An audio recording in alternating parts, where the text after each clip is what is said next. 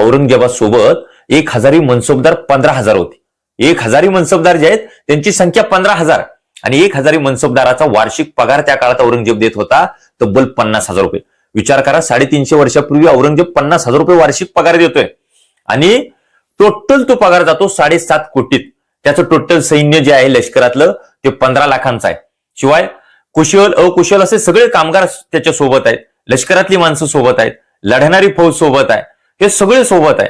त्याच्या पलीकडं जनावरं जी आहेत, उंट घोडे वगैरे या सगळ्यावरचा जो खर्च आहे, तंबू राहुट्या याच्यावरचा खर्च जवळपास 15 ते 20 कोटीत होता.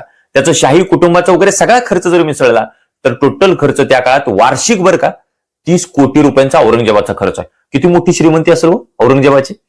आता 30 कोटी त्याचा खर्च आहे. वार्षिक उत्पन्न माहित आहे त्याचं महसुली उत्पन्न किती आहे? फक्त 32 कोटींचं. कधी? मराठ्यांच्या नादाला ज्या वेळ लागला ना तो छत्रपती संभाजी महाराजांच्या हत्येनंतरचा हा विषय आहे, कळायचं बंद झाले. आणि छत्रपती संभाजी महाराजांच्या हत्या व्हायच्या आधी संभाजी महाराजांनीच मुळात त्याला सैरभैर करून सोडलेला. त्यावेळीच औरंगजेब खरं तर संपण्याच्या मार्गावर होता.